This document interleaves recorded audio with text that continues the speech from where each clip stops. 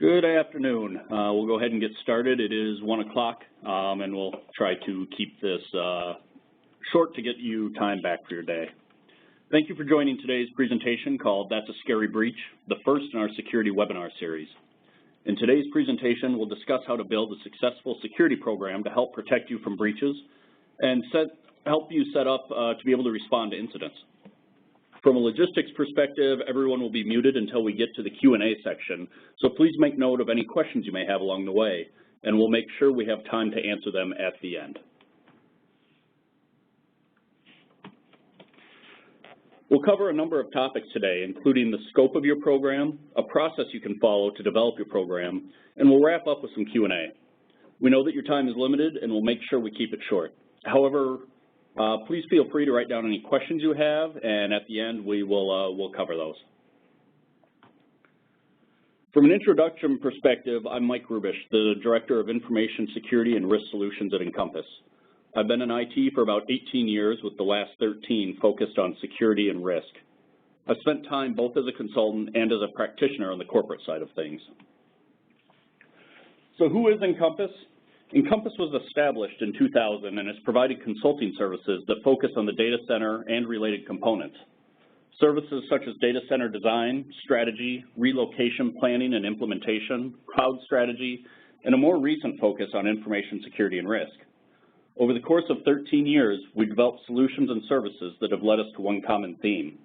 At their core, they contribute to an organization's competitive advantage by strategically aligning IT with business priorities and goals. We call that the power of strategic IT. The maturity of our services has resulted in an established approach developed internally by Encompass experts. Most people think of us as just data center experts, which we are. However, this approach really establishes us as an authority in aligning IT with business. Everyone in IT has read about the transformation of IT. We have actually developed an approach that helps you do that. So understanding and developing your scope is really critical to your success of developing a successful security program. Every organization is different in how they divide and conquer with regards to security. And depending on your role in the organization, your scope may adjust or differ as well. A CISO, Chief Information Security Officer, would have a different set of responsibilities when compared to, say, a director or a manager. I've provided an example org chart on the right that reflects a common structure at an organization. The CISO, typically reporting to the CIO with a dotted line to the board, will have a number of departments or focus areas under them. Compliance will usually be focused on ensuring IT meets the necessary requirements as defined by standards or compliance regulations. Risk management will usually own the control framework program, risk assessment process, and act as the information security officer on projects, ensuring that projects align with standards and regulations. They will oftentimes also own the vendor risk management program from a security perspective. Access control is typically focused on access and identity management and ensuring the appropriate personnel have the appropriate access. Security operations is usually tasked with monitoring the environment and responding when appropriate. Depending on the organization, it's not unusual to see disaster recovery as part of this stack as well. No matter how your organization is set up or the role that you play, the process we'll walk through is relevant to your area. But to make the process efficient, you need to focus on specific areas. As a CISO, you would focus on individual departments and look to blend projects when appropriate. As a director or manager, you would focus on specific responsibilities or service catalog items within your team. This focus will allow you to get through an iterative process without losing focus or introducing scope creep, the two biggest killers of this type of activity. The first step is to assess. The assessment phase should review the people, the policy, the process, and the technology. The primary output or deliverable from this phase would be high-level project plans that identify budgets, dependencies, and priorities. Let's take security operations as an example through this entire process. We would develop a skills self-assessment questionnaire to get an idea of how the employees rate themselves in related category areas. This would include specific technology skills as well as more general security-related skills such as incident response and policy and process knowledge. You should also fill out the questionnaire for each employee, as your perspective will differ from theirs. Combining this data should give you enough information to start putting together a roadmap for your employees. training plans for current employees, potential hires or retrains for existing employees, and appropriate certification paths should be put in the personnel roadmap. You can then apply the appropriate budget for the activity, dependencies that exist, and the priority to the activity. We would then perform a gap analysis of the policies and process that are related to security operations. What hasn't been documented that should? What improvements or advancements can you make within this group? Again, those gaps should be put into a high-level process and policy roadmap to apply budget, dependencies, and priority weighting. Finally, we would perform a gap analysis of the technology in place versus what is needed to appropriately secure the environment. For larger organizations, this may mean comparing against a framework such as ISO or COBIT. For smaller organizations, it might mean simply looking at a defense in-depth methodology and ensuring you're minimally covering your bases. But as the results of your assessment are identified, they need to be put into a high-level roadmap that again identifies costs, budgets, dependencies, and priorities. Now we need to put those high-level plans into action. Whether you have a PMO, project managers, or you're managing the plans yourself, you'll need to develop detailed project plans for the projects that are going to get done. This includes getting the staff training, developing policy and procedures, and implementing new technology. Bottom line, this is really the time to execute. If we go back to our security operations example, let's say that we found we didn't have a resource that could run our vulnerability management program. We didn't have any policies or procedures around vulnerability management, and we don't have any tools to assist in the program. Essentially, it's non-existent. We would want to hire one person or more to fill a void in our vulnerability management program. This person would also need to be involved in developing the policy and standards around vulnerability and patch management, and would be critical in developing the processes for running that successful program. All of these aspects would need to be in a detailed project plan to ensure we cover the function completely. Now it's time to operate. This is taking the skills, policies, processes, and tools and actually using them to validate what we've developed. Operational runbooks should be created and reviewed on a regular basis. The processes we've developed and others that previously exist should be executed and modified as appropriate. But this shouldn't occur just once. This should be another iterative process to continually improve and update the processes.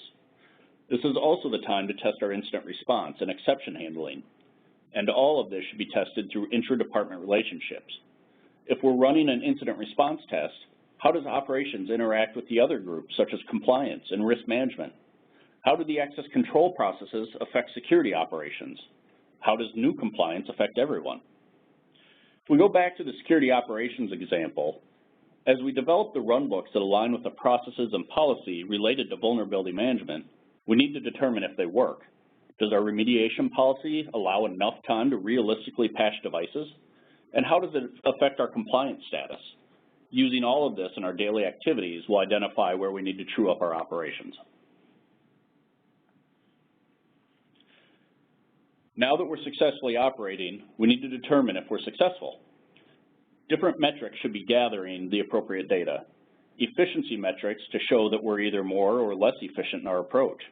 Technology metrics to show that we're better protecting our environments. And budget metrics to show our past spend and justify our future spend. In the end, the metrics will provide us the data. But what do we do with that data? Who gets the reports? And what kinds of decisions can they or will they make based on the data and reports? From our security operations example, we should be recording a variety of data to present reports that show interesting data. If we're looking to make the existing network more secure, interesting metrics might include the delta of patch release to systems patched, or perhaps % of successfully patched systems in production. If we're looking to improve the build process, the metrics might reflect fully patched new production servers, or more standardized and secured builds being released. These reports can be used to show that we need to add web applications to the vulnerability management program for the next budget cycle, or justify spend on better tools or more people. So you've made it through the cycle, but just the first time. Now is not the time to quit. This is an iterative process. You'll need to repeat the cycle again and again, assess, develop, operate, and measure. This cycle should be used to show the progress you've made, help plan your next steps, and constantly improve and evolve your program. As technology changes, you need to make sure you're keeping up by changing your program. To finish our security operations example, maybe the next cycle shows it's time to start looking at penetration testing, not just vulnerability management. Or maybe the focus should be on application code scans. In any case, we want to continue to look for ways to improve. And finally, this really should be your call to action. The breaches that have been in the mainstream media, your employees, your bosses, and your executive staff have been reading about it daily. And they want to make sure they're not the next ones on the front page. While we don't want to scare them into action, it is an ideal time to have a conversation with them about getting extra budget to get 1 or 2 key projects either done ahead of time or move them off your inactive project plate. If you haven't had that conversation yet, you should. If you're uncomfortable having that conversation, let me know and I'd be happy to help prepare you or jointly have that conversation. And that brings us to the end of the presentation. I know we covered a lot of information in a short amount of time, and it was fairly high level. But I'd love to answer any questions you have, and if you'd like more detailed information about anything, from developing a skills matrix to performing a defense in-depth assessment, I'd be more than happy to answer questions or set up time to talk with you.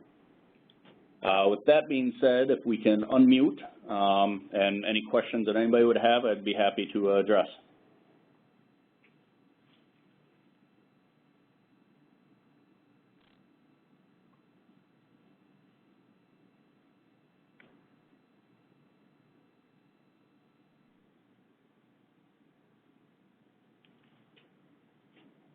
Okay, that will conclude our webinar. Keep in mind this is the first webinar in our Don't Get Breached Slap series. On Thursday, make sure you don't miss You Ain't Invited Breach, where Mike Lutgen will be talking about web application attacks.